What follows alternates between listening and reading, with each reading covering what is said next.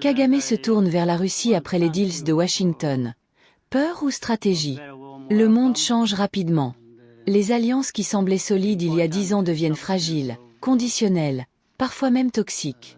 Dans ce contexte de recomposition mondiale, le Rwanda de Paul Kagame donne l'impression d'opérer un léger mais significatif pivot diplomatique. Longtemps présenté comme un partenaire stratégique privilégié de Washington, Kigali envoie désormais des signaux clairs vers Moscou. Cette évolution intrigue, inquiète et alimente les débats. S'agit-il d'un acte de peur face à la pression occidentale, ou d'une stratégie froide et rationnelle dans un monde devenu multipolaire? Pour comprendre ce virage, il faut d'abord revenir sur la nature réelle des accords entre le Rwanda et les États-Unis. Washington n'a jamais été un allié désintéressé. Le soutien américain au Rwanda reposait sur un équilibre, stabilité régionale, coopération sécuritaire, image de bonne gouvernance. Mais cet équilibre est aujourd'hui rompu. Les États-Unis exigent désormais plus qu'une efficacité militaire ou administrative. Ils veulent des garanties politiques, une transparence régionale, et surtout une retenue dans les conflits transfrontaliers, notamment en République démocratique du Congo. Le dossier congolais est devenu le principal point de friction entre Kigali et Washington. Les accusations répétées de soutien du Rwanda au M23, qu'elles soient niées ou nuancées par Kigali, ont profondément modifié le regard occidental. Les rapports de l'ONU, les prises de position de certains élus américains et la menace de sanctions ciblées ont fait comprendre à Kagame une chose essentielle. L'alliance avec Washington n'est plus inconditionnelle. Elle est désormais réversible. C'est dans ce contexte que la Russie apparaît comme une alternative stratégique. Moscou ne pose pas de questions sur la démocratie, les droits humains ou la gouvernance interne. La Russie propose une relation simple, coopération sécuritaire, soutien diplomatique, respect absolu de la souveraineté. Pour un dirigeant comme Kagame, qui privilégie le contrôle, la stabilité et la prévisibilité, ce modèle est séduisant. Mais ce rapprochement n'est pas idéologique. Il est purement pragmatique. Paul Kagame n'est pas un dirigeant impulsif. Toute son histoire politique démontre une capacité rare à anticiper les rapports de force. Se tourner vers la Russie ne signifie pas rompre avec les États-Unis. Cela signifie envoyer un message clair. Le Rwanda a des options. Dans le langage géopolitique, c'est une manière de rééquilibrer le rapport de force. Washington comprend ce langage. Moscou aussi. Mais ce virage pose une question centrale. Dans ce monde fragmenté, qui est le partenaire le plus efficace pour un pays africain comme le Rwanda? Donald Trump ou Vladimir Poutine? Deux figures radicalement différentes, deux visions opposées du pouvoir, mais une chose en commun, le rejet du multilatéralisme classique. Donald Trump, lorsqu'il était au pouvoir, voyait l'Afrique non pas comme un partenaire stratégique global, mais comme un espace transactionnel. Sa diplomatie reposait sur le rapport coût-bénéfice immédiat. Aide contre loyauté. Soutien contre alignement. Cette approche avait un avantage, la clarté.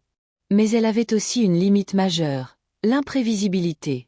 Les alliances pouvaient changer du jour au lendemain, selon l'humeur politique de la Maison-Blanche. Trump ne croyait pas aux institutions internationales. Il méprisait souvent l'Union africaine, réduisait les budgets d'aide et conditionnait tout à l'intérêt américain direct. Pour Kagame, un tel partenaire est utile à court terme, mais dangereux à long terme.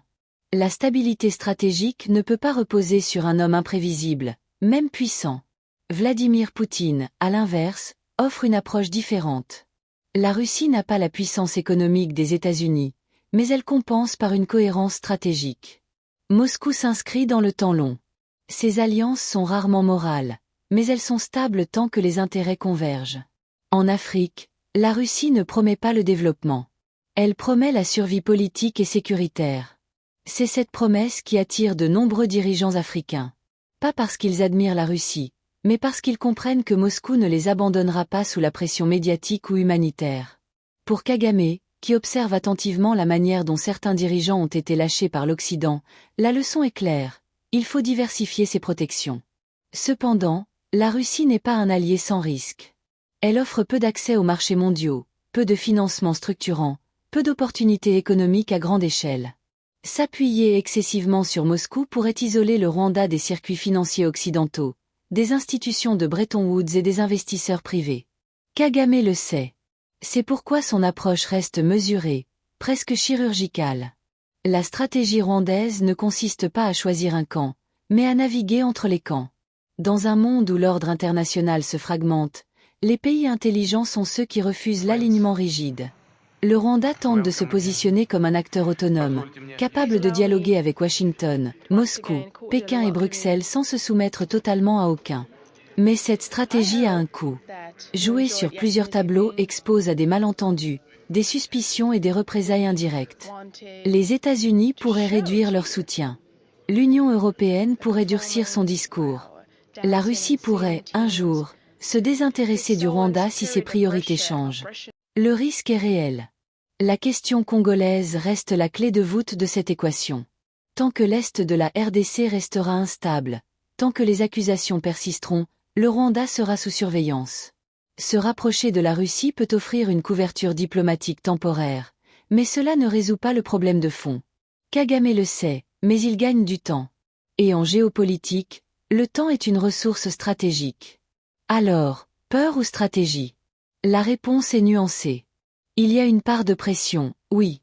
Une prise de conscience que l'Occident n'est plus un bouclier absolu. Mais il y a surtout une stratégie d'adaptation à un monde multipolaire. Kagame ne fuit pas Washington. Il prépare l'après-Washington. Quant à la comparaison entre Trump et Poutine, Kagame semble tirer une conclusion pragmatique.